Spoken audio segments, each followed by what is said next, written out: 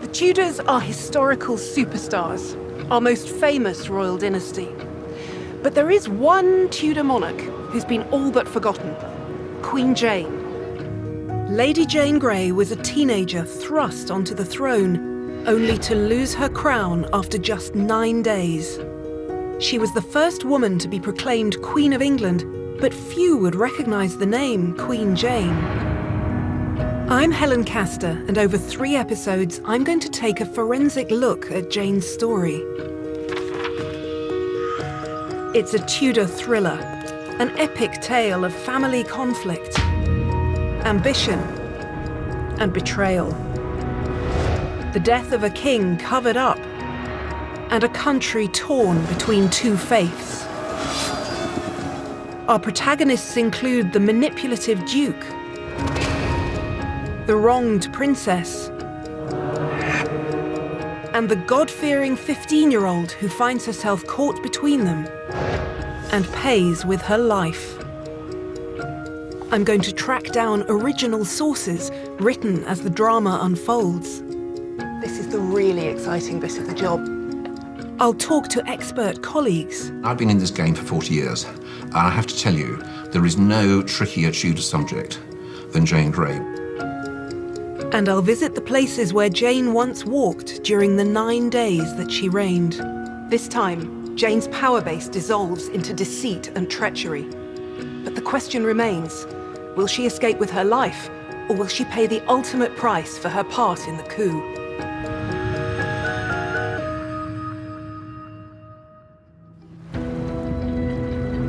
Jane Grey wakes on the morning of the 17th of July, 1553, 8 days into her reign. She has taken personal charge of the keys to the Tower of London. She's locked her own supporters inside the tower with her. Many believe that the end is approaching. We're entering the final chapter of a story that began several months earlier. The men who surrounded the dying son of Henry VIII have staged a coup. They've blocked Mary Tudor, Henry's eldest daughter, from the succession and put her cousin Jane onto the throne. Lady Jane Grey was a teenager in the royal court. Now she's Queen Jane of England. But Mary has fought back, and she's proving popular. Out in East Anglia, at her castle at Framlingham, Mary has assembled an army of local landowners and tenant farmers. It becomes apparent that the common mood of the realm is pro-Marian. Noblemen discovered that their tenants were refusing to fight for them. And just as a king needed his nobles to fight for him, nobles needed their tenants to fight for them. That's how it all worked. Even some of Jane's closest advisors, men from her Privy Council, have been talking of abandoning her. Jane learned of this and commanded that they be locked into the tower and the keys turned over to her personally. Very assertive move on her part. 2 days ago, Mary was the underdog, but now the tables have turned. Jane's navy has mutinied, giving their precious gunpowder and artillery to Mary. This was a massive coup because, these are ships that have been sent on behalf of Lady Jane, essentially representing the government at that point, and they've declared for the rank outsider, as it were, Mary. Mary has the numbers and the artillery. For the first time, Jane is under threat. And now it's not just her crown she could lose, it's her life. As members of the council begin to desert her, Jane is taking extraordinary precautions in an extraordinary situation. I think once the Privy Council had begun to entertain the option of leaving the tower and Jane had to actually physically lock them in, I think she was intelligent enough to know that she was in trouble. She was in serious trouble.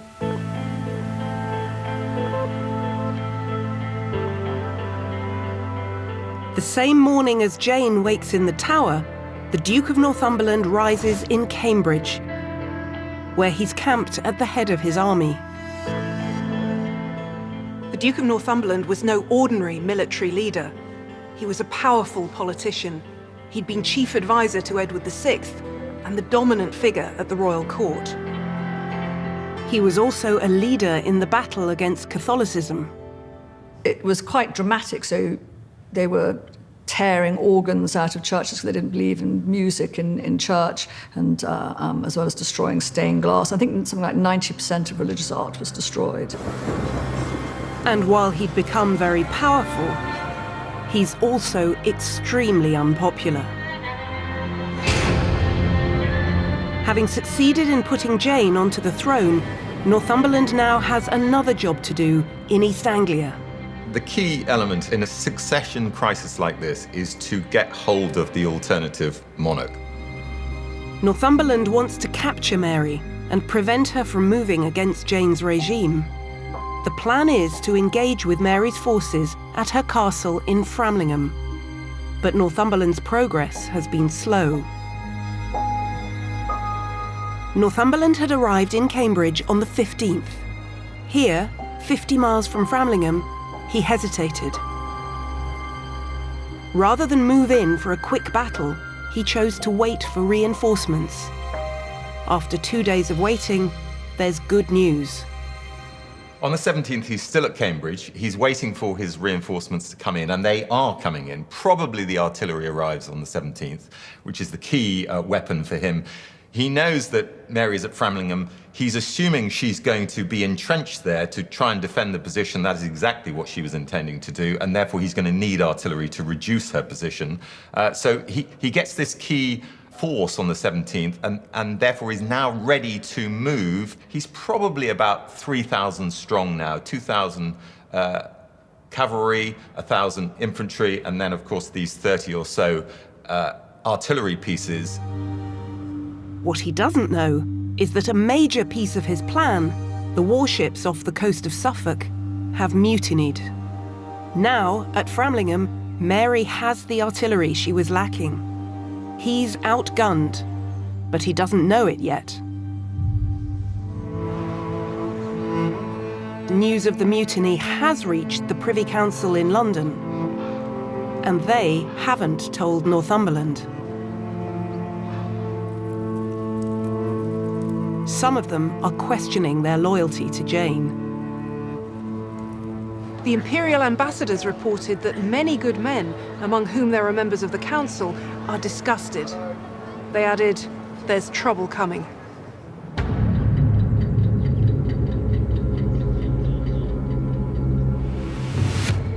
Not knowing what's going on in London, Northumberland begins to position his men, ready for battle against Mary. He begins to move, finally, towards Framlingham, pretty much due east on the morning of the 18th. The force breaks down probably 2-1 in terms of cavalry, but cavalry were the most dominant force on the battlefield at that time anyway, so that was a good thing. It's not a massive army, but these are pretty reliable soldiers, probably better trained in his mind than anything that Mary will have to tackle him with, and therefore it's enough for the job. Inside the fortress of the Tower of London, the Privy Council is receiving a steady stream of worrying reports, including one message with chilling implications. Sir Edmund Peckham, Treasurer of the Mint, is missing. No one knows for sure where he is, but rumours are flying. Reports say that he's helped assemble forces from Oxfordshire, Buckinghamshire, Berkshire and Middlesex. And they're not for Jane, but for Mary. If the rumours are true, Peckham has mustered 10,000 men, and they're ready to march on London to depose Jane. She immediately begins writing to powerful landowners for help.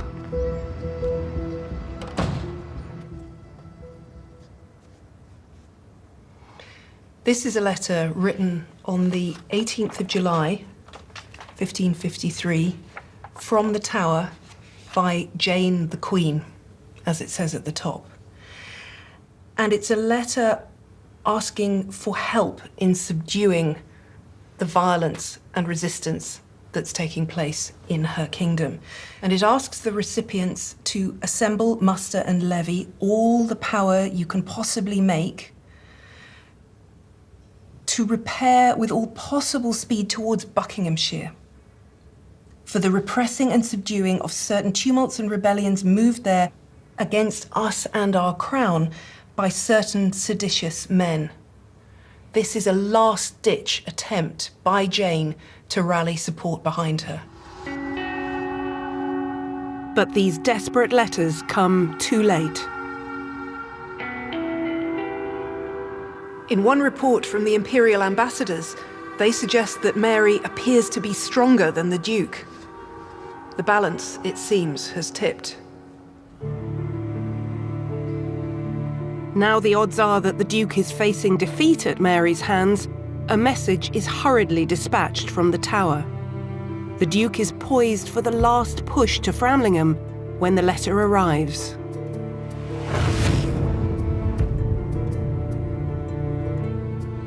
He receives information that actually everything's changed, and two bits of crucial information. The first bit is that Mary's forces are actually stronger than he might have anticipated. So he's outnumbered by 3-1, but the really key bit of information he gets is that Mary now has artillery, and she's got artillery from the royal ships that have mutinied and joined her. And so not only is he outnumbered, he's outgunned. And it's at this point that he makes what we can say in retrospect was the fatal decision to withdraw back to Cambridge. But Northumberland has one last hope. He's expecting the Privy Council to put down the rising in Mary's favour to the west of London. What he doesn't know is that things have been changing in the Tower. One by one, Jane's loyal circle have begun to abandon her. Her control over the Tower is slipping, and members of the Privy Council are disappearing by the hour.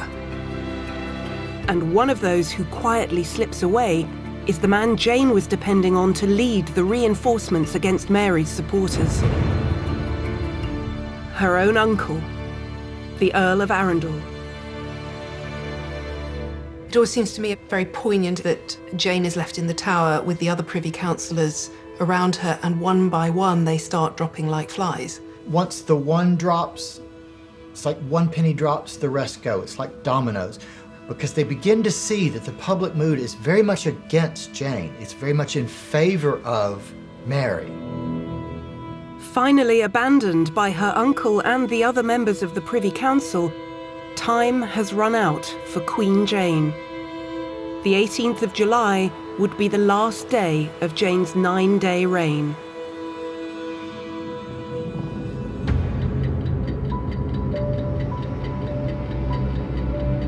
By the morning of the 19th of July, only those closest to Jane remain with her in the Tower of London, including her husband, Guildford Dudley, and her father, Henry Grey, who stays with his daughter to the end. The Privy Council are now free from the confines of the Tower. They've been quick to abandon Jane in her hour of need. These members of the council were a mix. You have both Protestants and Catholics. You have the Earl of Arundel, who was a Catholic, and he had supported Jane, but we presume that that was for monetary reasons, but then he fell back on his religious alliance and shifted to Mary. Paulette, he was an older man who had been raised in the Catholic faith, had converted to Protestantism, so he too began to shift back. And the Earl of Huntingdon did so as well, but if Huntingdon were to support Queen Mary, that could give him a leg up in his own home power base. They now risked being seen as traitors by both rival queens. A crisis meeting was called at Baynard's Castle on the banks of the Thames.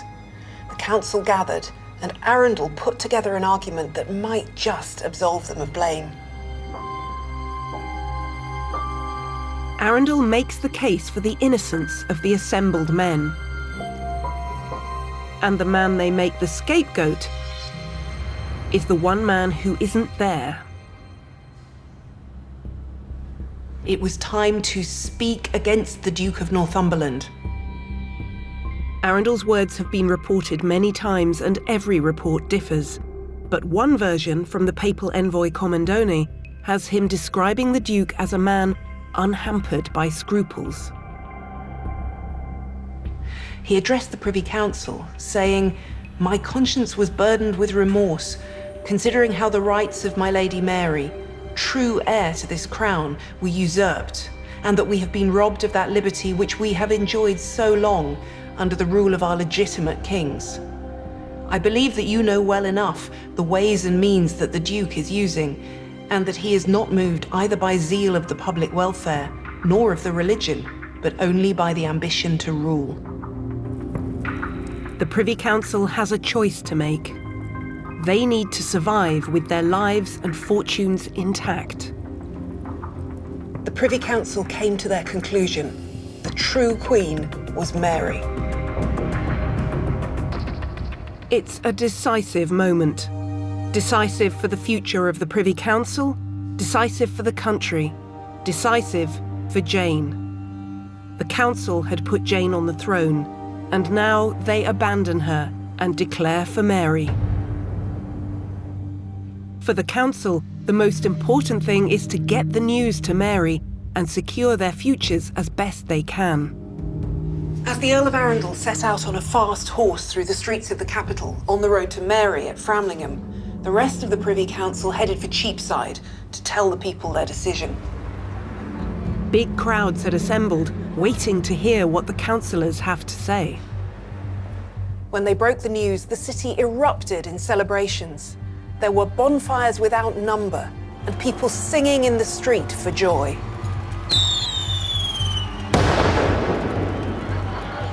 The reaction when Mary's proclaimed Queen in Cheapside is one of complete elation. Everyone is utterly overjoyed that she has at last come into her birthright. And there are all these wonderful accounts and reports of the celebrations that were staged and took place there.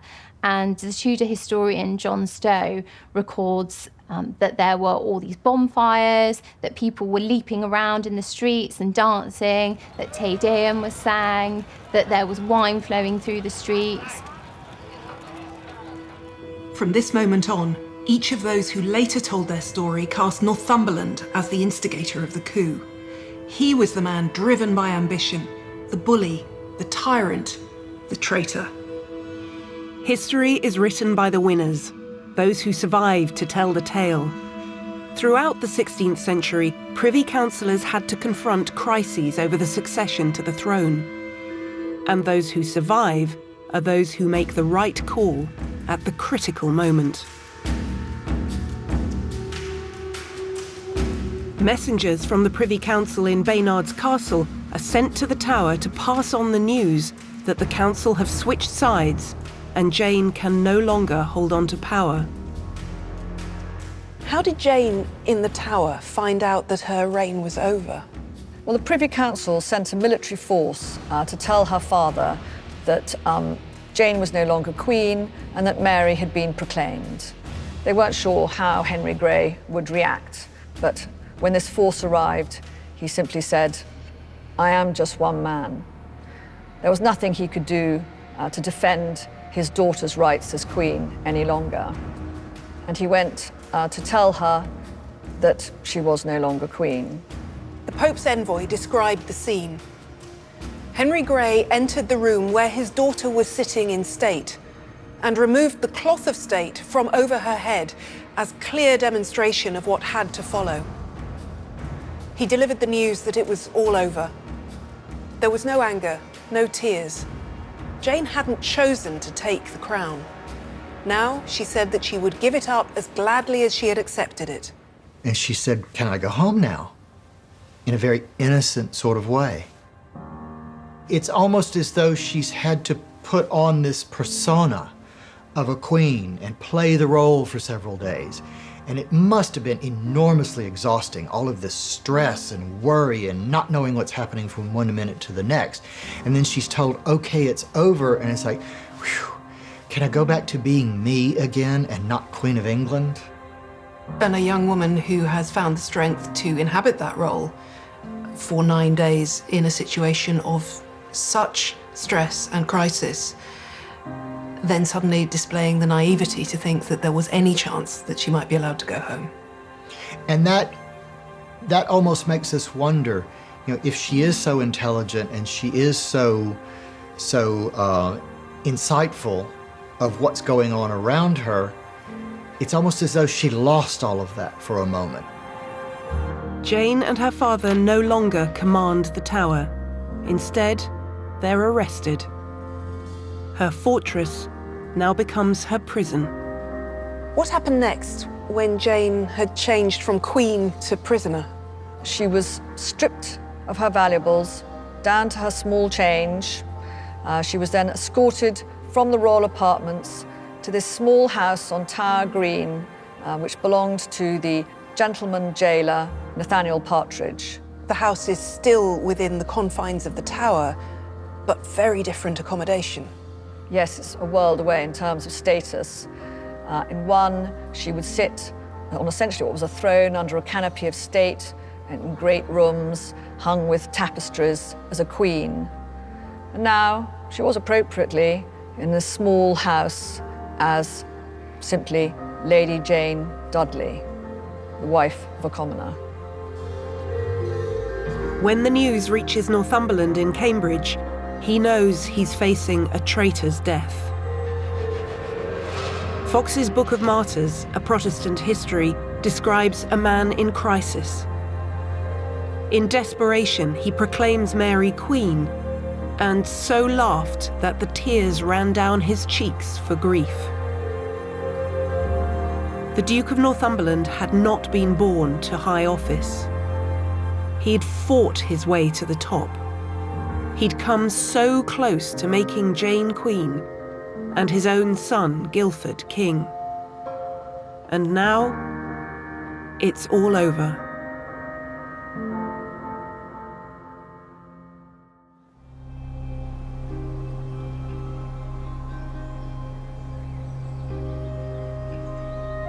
On the 20th of July, just 10 days after Jane entered the Tower as Queen, Jane's own uncle, the Earl of Arundel, leads a deputation from the council to offer their allegiance to Mary. The Earl, once one of Northumberland's closest allies, denounces the Duke and delivers the news that the Privy Council have abandoned Jane's cause and have proclaimed Mary Queen on the streets of the capital. What happened when the Earl of Arundel and his colleagues arrived at Framlingham to tell Mary that they'd changed sides? Well, one of the first things they did was to beg for her pardon. And the imperial ambassadors describe how they went on their knees and they pointed a dagger at their own stomachs to demonstrate that they deserved death, but they were nevertheless asking her, out of her royal mercy, to grant them pardon. And did Mary forgive them? Mary did. Mary had wanted to forgive them from the beginning. She had been determined to reassure the elite that if they came to her, if they took her side, that it would be a safe thing to do, that she would forgive them, and it would all be put behind them. Mary summoned Arundel. Whether it was reward for his present devotion to Mary or punishment for his past devotion to Northumberland, Mary gave him one task. The Duke of Northumberland is still in Cambridge when Mary's troops come for him. The man who arrests him on the orders of the new Queen is his former ally and friend, the Earl of Arundel. When Arundel brought Northumberland back to the Tower on the 25th of July, the streets were crammed with people. He was pelted with stones and rocks, and the crowds cried, "Traitor." The views of the people are key to this story. We could say Mary won because she had superior forces. But why did she have superior forces? Because the people didn't believe in Jane. Jane's story tells us a lot about what we take to be the rules of government. We often assume it's a matter of technicalities, abiding by the letter of the law. But the competing claims of 1553 show that isn't necessarily so. Jane was proclaimed queen by the regime in power, according to the will of the dead king. But that idea didn't fly with the people. They knew that Mary was Henry VIII's daughter. Even if the law said that she was illegitimate, they believed that she, not Jane, was the rightful Queen of England. And if you can't get your people to obey you, then what kind of a queen can you really claim to be? On the 3rd of August, 2 weeks after Jane's reign had ended, Mary Tudor entered London to take control of the Tower. Crowds lined the streets. One Tudor chronicler who witnessed the events noted, "Her gown of purple velvet with sleeves of the same, her kirtle purple satin all thick set with goldsmith's work and a great pearl. Her palfrey," that's her horse, "that she rode on, richly trapped with gold embroidered to the horse's feet." Mary was a vision of royal splendour. She was every bit the queen that people wanted to see. Mary quickly turned to the matter of Jane Grey and what to do with her. Against the advice of those around her who cried for blood, Mary looked for a bloodless resolution. Mary knew it was politic at that beginning of her reign, after regaining the throne, to be merciful, other than, of course, to Northumberland and the people most involved in what she saw as this plot to divert, which it was, of course, plot to divert the succession. So Jane is actually, really, I mean, for the best part of 6 months, kept in confinement in the Tower. Jane and her young husband, Guildford Dudley, were imprisoned in separate quarters. Guildford was a prisoner in the Beauchamp Tower, and Jane was held for some time in Nathaniel Partridge's house, on this side here. We know that Jane was kept at the house of a Tower officer, but the location of the prison for the Dudleys is written into the walls. Often graffiti is the only way we know where specific prisoners were held. And in the Beauchamp Tower, there's the most extraordinary graffiti relating to the Dudley family. It's an elaborate piece left behind by Guildford's brother John, the Earl of Warwick, who was imprisoned with him in the Tower. You can tell it's him as Earl of Warwick because it has a bear and a ragged staff, which is the image of Warwick. And then it's surrounded by flowers which represent his brothers. So there's a rose for Ambrose, gillyflowers for Guildford, it's all very cheesy, honeysuckle for Henry. And also there's a verse underneath which says, basically says, those people who see this will understand why it's here and will be able to seek out the 4 brothers represented. Jane and Guildford would be spared, for now at least. But what of Jane's father? Jane's mother, Frances Grey, had been close to Mary, and if anyone could save the life of Henry Grey, then it would be her. Jane's mother, predictably, pleaded that the Grey family had been victims of Northumberland. She claimed to have evidence that her husband had fallen ill because he'd been poisoned by the evil Duke. Remarkably, Mary was persuaded. The blame, she felt, should be Northumberland's. He was the sole architect of the coup. The ultimate crime of treason was his, and his alone. Jane's father was pardoned and set free, but on the 18th of August, the Duke of Northumberland was put on trial in Westminster Hall. Here he was confronted by many of his former colleagues from the Privy Council who had switched sides to Mary. The outcome was never in doubt. He was sentenced to a public execution on Tower Hill. The day before his death, the Duke, the scourge of Catholics across the country, the man who had ferociously suppressed the old faith, fell back on the one course of action that might have saved his life.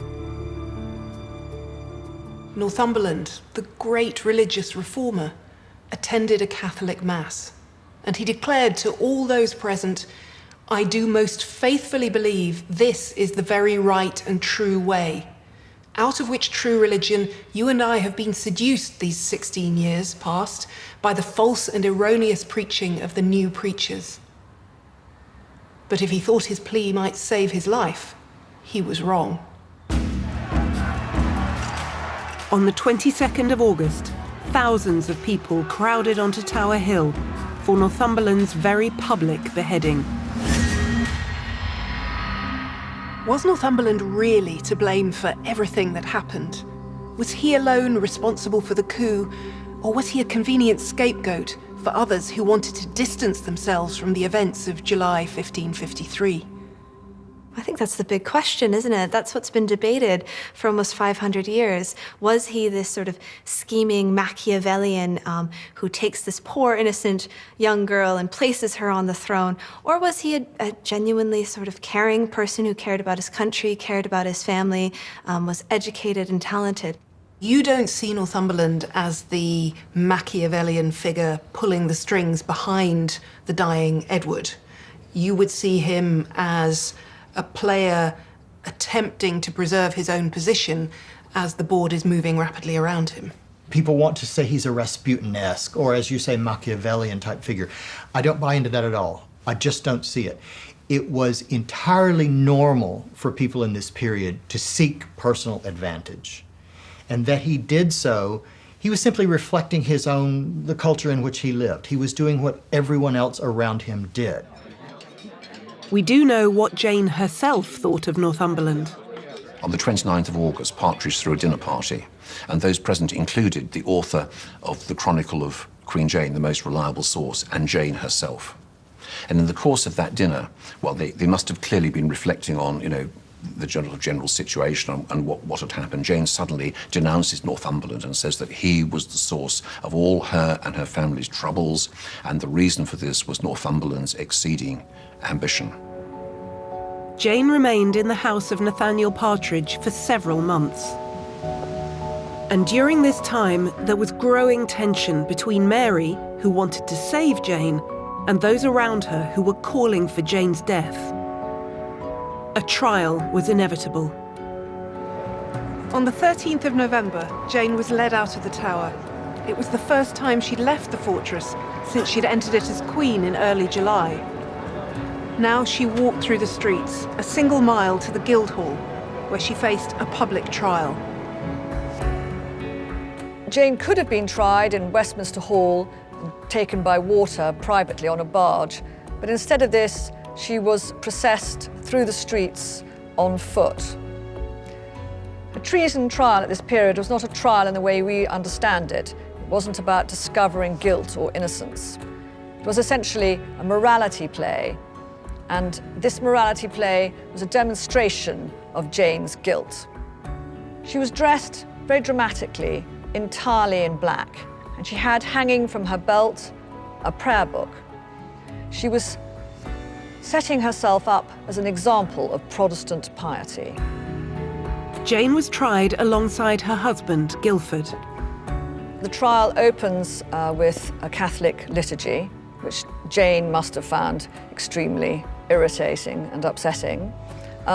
Nevertheless, she listens calmly to the accusations laid against her of treason, which include her signing her documents as Jane the Queen, and she pleads guilty to treason, as does her husband, Guildford, who is on trial with her. At the end of the trial, entirely predictably, she is found guilty and condemned to death, either by burning or by beheading at the Queen's pleasure. Guildford is to be hanged, drawn, and quartered. But was Jane guilty? She was a teenage girl who'd played no part in planning to take the throne. Was Jane an innocent victim? Depends on how you define innocent. In purely legal terms, probably not, because she did actively participate in the events of her reign. She asserted herself and refused to make Guildford king. She willingly signed documents, repeatedly, numerous documents. She took the action of locking her privy councillors into the Tower. All of those are very positive moves on her part to assert herself as monarch. So legally, no, she's not innocent. But in an extraordinary act of leniency, Mary suspended Jane's sentence. She continued to resist those around her who wanted Jane dead. Mary is somebody actually who, particularly at this stage of her reign, is generous. She's merciful. She's also very pragmatic because she knows it'll actually be rather wise to build up as much support as possible by being lenient where she can. Mary needs to bring people together, not divide them, to consign the crisis to history as quickly as she can. It's well within Mary's character that because Jane was family, even despite all that had happened, she could have brought her into her court and rehabilitated her. She did rehabilitate various other young women. It's perfectly possible. But unlike the Duke of Northumberland, Jane was not prepared to change her faith at any price. She was the sort of person we might recognize today. She's a sort of teenage religious ideologue who's prepared to die for her religious cause. Jane had one way of reaching the outside world. As a child, she had been schooled in writing letters, a skill that had traditionally been a male preserve. Women are able to, because they're able to write, are able to express themselves on paper. These are privy and powerful communications. Letters here are a sort of a political tool. As Queen, Jane had signed letters prepared by professional scribes.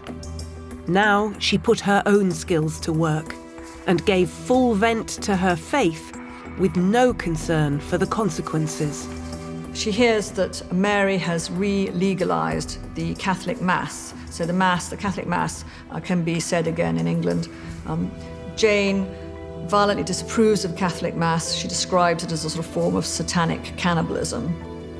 And she wants people to make a stand against it. And so she writes an open letter to a former tutor of hers who's converted to Catholicism and says to people they should rise again in Christ's war. At the very moment when Jane needs to be appealing to Mary, as her life hangs in the balance, the writing of this letter is remarkable.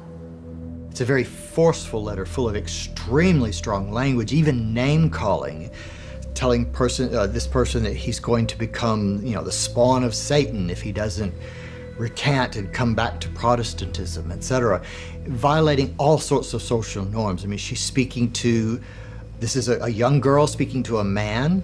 This is a young person speaking to an older person. This is a student speaking to her former teacher.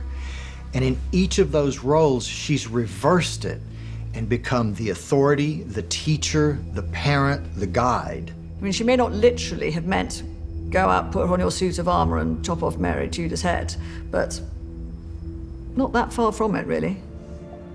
The extraordinary thing is that Mary overlooks this letter. Even now, she won't sign Jane's death warrant. But Jane is left languishing in the Tower of London, isolated from the world. The process of wiping away the pictures and records of Jane the Queen begins.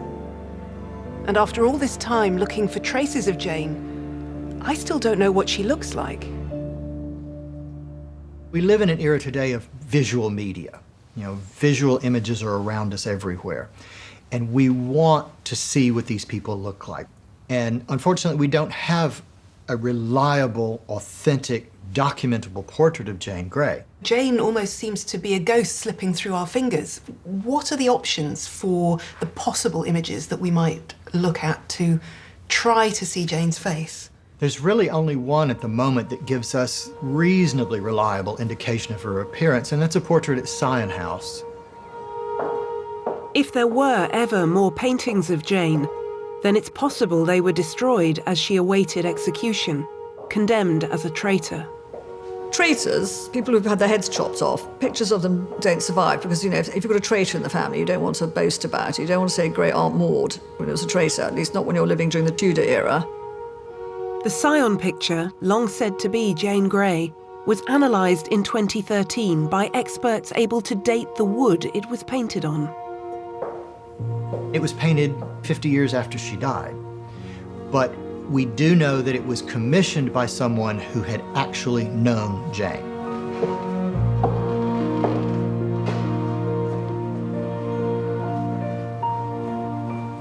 So here it is. This is as good as it gets.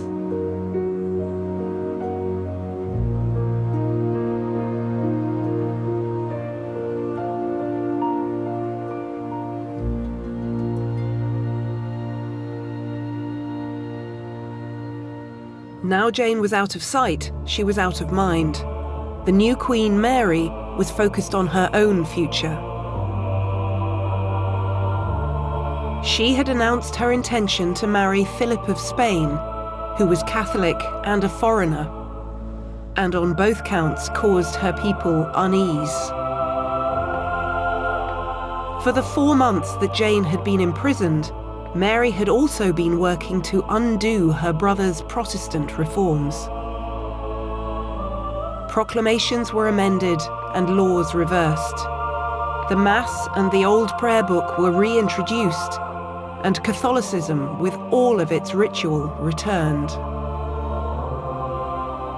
Jane glimpsed the world through narrow windows and conversations with the few who still came to visit, including her father, Henry Grey. But while she was in prison, another plot was being hatched. In January 1554, Thomas Wyatt, a Protestant gentleman, raised 4,000 men to march on London to remove Mary from the throne. We don't know if Jane knew about it, but she was implicated all the same. Alongside Wyatt, one of the rebel leaders was a man who had worked for so long to advance the Protestant cause, her own father. Jane would have heard that the rising collapsed in violence and chaos and was routed by the forces of the crown. She would have heard that the leaders were captured and tried, and she would have had no doubt of the consequences for those involved. Hundreds of men were sentenced to die. Many would be hanged, and the worst offenders were to be hanged, drawn, and quartered. It would be a violent and terrible bloodletting as a statement of the authority of the crown. And there could be no pardon for Jane's father this time. Mary had forgiven him once. She couldn't forgive him again. He would be executed. When Jane refused to let her father lead the army to confront Mary in Framlingham, she probably saved his life. And had her father lived a quiet life at court under the new regime, there's a chance Jane could have been saved. But now her father's actions were what sealed Jane's fate. While she was alive, she became a symbol, a rallying point for rebel Protestants. Mary couldn't let her live. Mary signed the death warrant for Northumberland's son Guildford, and for Jane too. The executions would take place in 5 days' time. And for Jane's father, perhaps the greatest punishment of all, he would live long enough to know his daughter had been beheaded. Jane would die on the same day as her husband, Guildford before Jane.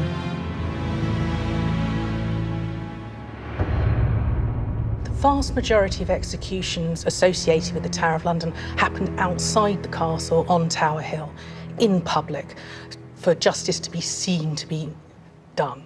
And of course that's what happens to Guildford Dudley. But for Jane herself, she's one of a very privileged group of people who were actually executed more privately within the castle itself. Between 1483 and 1941, there are 22 executions that happen within the confines of the Tower. And Jane is one of 5 women who are executed within the castle, and one of 3 queens, the other 2 being Anne Boleyn and Catherine Howard. There is an account of Jane's private execution, which is the most reliable description of this infamous event. It's in the Chronicle of Queen Jane, written by someone who was present inside the tower. Jane, we're told, was nothing at all abashed, neither with fear of her own death, neither with the sight of the dead carcass of her husband. She came forth, the lieutenant leading her, in the same gown wherein she was arraigned, neither her eyes anything moisted with tears, although her two gentlewomen, Mistress Elizabeth Tilney and Mistress Ellen, wonderfully wept. Jane carried a book in her hand, whereon she prayed all the way till she came to the said scaffold. Another source says that she conducted herself at her execution with the greatest fortitude and godliness.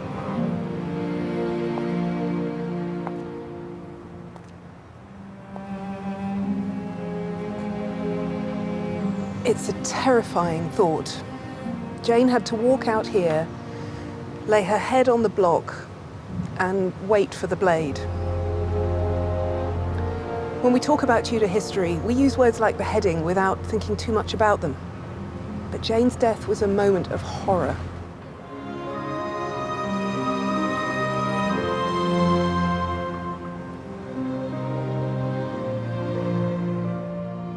She was executed on the 12th of February 1554, dressed head to foot in black, carrying a prayer book in her hand, supported by two devoted gentlewomen.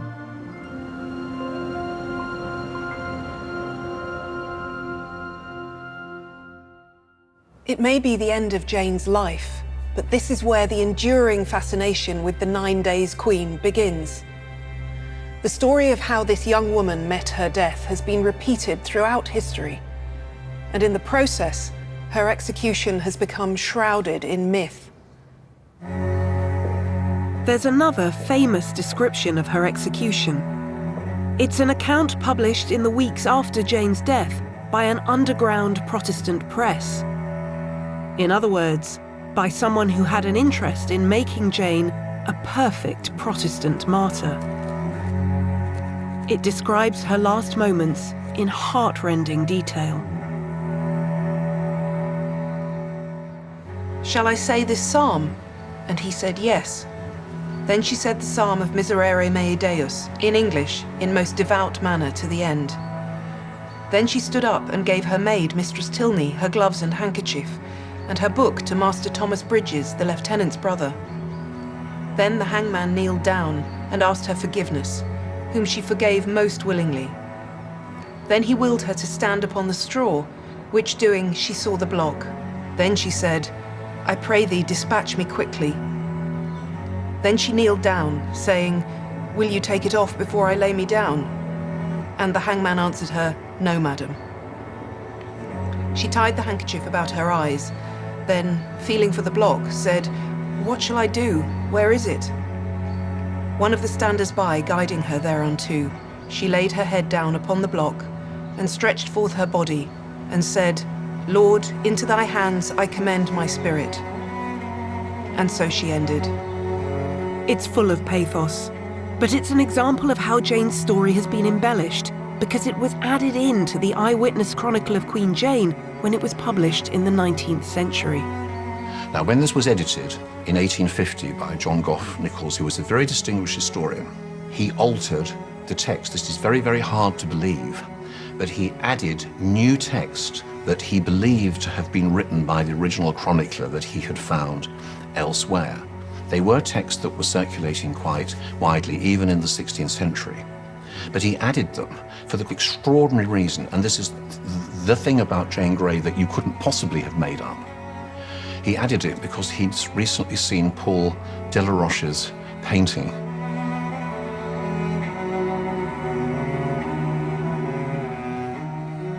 All the pathos, all the drama of the version of the story that has Jane Grey, you know, coming up to the scaffold and then sort of basically fumbling with the blindfold and then groping for the block and asking the executioner, you know, "Are you going to do it before I've actually knelt down at the block?" And he says no, and then saying the psalm, you know, basically, "Have mercy upon me, O Lord." And the wonderful theatrical, dramatized creation of Jane as this innocent victim and Protestant martyr. That is not in the Chronicle of Jane Grey. The 19th century editor was inspired to include this description of Jane's execution in the otherwise eyewitness chronicle by one of the most popular portraits in the National Gallery. The execution of Lady Jane Grey was painted by the French artist Paul Delaroche over 250 years after Jane died.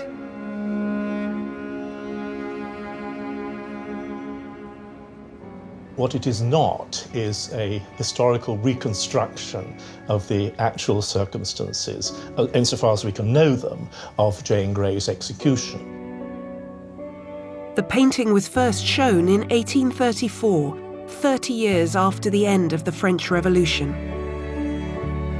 If you put somebody with an axe and you have a young woman in the foreground who is about to be beheaded, inevitably this brings up the issues of French history which were perhaps too raw to be depicted at that particular time in their own right. The image of an archetypal innocent facing the block was a particularly resonant one in post-revolutionary France.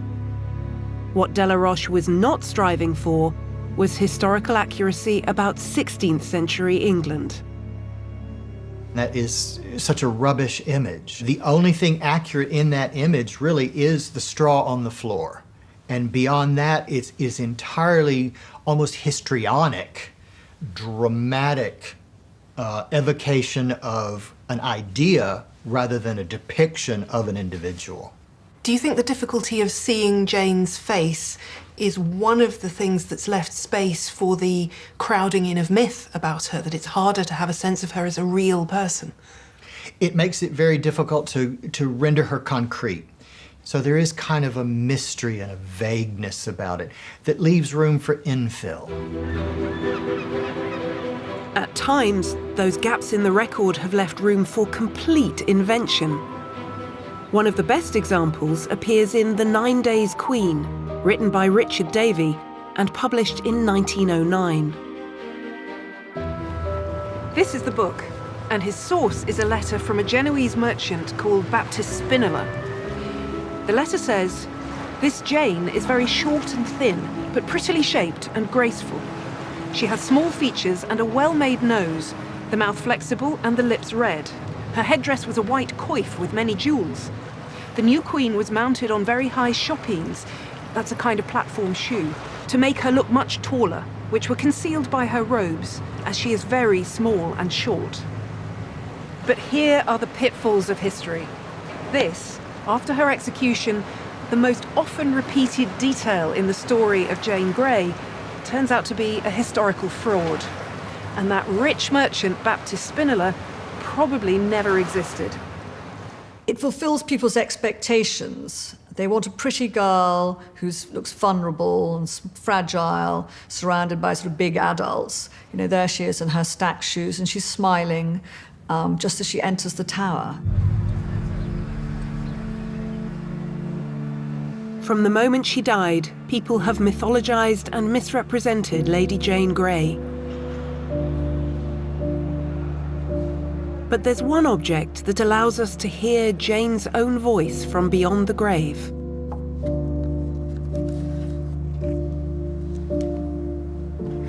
Her prayer book. So this is the book she actually carried onto the scaffold and handed over just before the blindfolding and the kneeling. It is, yes, yes. It's quite incredible, isn't it? What makes it even more special, one of the great treasures of the British Library, Jane wrote some messages in it. One is a heartfelt message to her father. She writes, "The Lord comfort your grace, and that in the word wherein all creatures can only be comforted. And though it hath pleased God to take away 2 of your children, yet think not that you have lost them, but trust that we, by leaving this mortal life, have won an immortal life."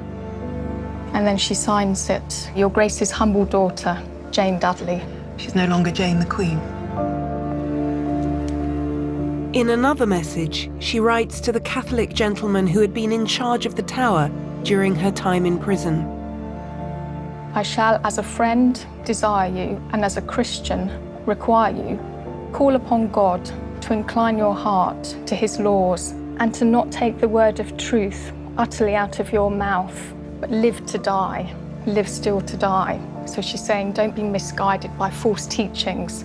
And of course by that she means Roman Catholicism. Once we strip away the layers of myth and exaggeration, the Jane we find is devout, unflinching, composed to the end. But the one thing she could never be is the one thing that might have made a difference to her chances of keeping the throne. Her cousin Edward's plan for the succession makes it clear that he thought a man should wear the crown. One word gets repeated over and over again. Male, male, male, male, heirs male. To hold power meant to be male. Women were considered to be creatures of emotion rather than of reason. Edward's plan had been to keep women off the throne for good. No one has yet looked at it as a gender issue, as opposed to a pure political power religious issue. But as it turned out, Jane's 9-day reign was part of a critical moment in English history. She was overthrown by her female rival, Mary, who would rule England for 5 years. When Mary died, Elizabeth followed her onto the English throne. Another woman, another queen. Like Jane, she was a religious reformer. Unlike Jane, she ruled for 45 years. And Elizabeth learned a lot from Jane's brief reign. It's very important in the impact it has on Elizabeth. Why is she the Virgin Queen? Well, she saw what happened to Jane when Jane married Guildford Dudley, and how that helped undermine her position. She's seen how little she can trust the nobility, the Protestant nobility, who are supposed to be her chief backers. Elizabeth has seen how they can't be trusted, but how the ordinary people might help to save her. So Jane's 9 days do leave a legacy. But was she Lady Jane Grey or Queen Jane? Would you count Jane as a Queen of England? Or was this a failed coup that we shouldn't include in the line of English monarchs? She reigned for 9 days. She was a Queen of England. A contested queen, but a queen nonetheless. 1553 was an extraordinary moment in English history. For the first time ever, all possible heirs to the crown were female. The men who surrounded the throne imagined that the only way a mere woman could rule was as their puppet. That's why they chose Jane Grey. But in her 9 days as queen, Jane began to show them they were wrong. It was a lesson hammered home by her cousin and rival, Mary. And the example of these two women in the summer of 1553 demonstrated that a queen could rule without a man to control her if she had the support of England's people. We call her Lady Jane Grey, not Queen Jane, because we know how her story ended. But in reliving the drama of her 9-day reign, we're reminded just how close she came to ruling England and how different things could have been.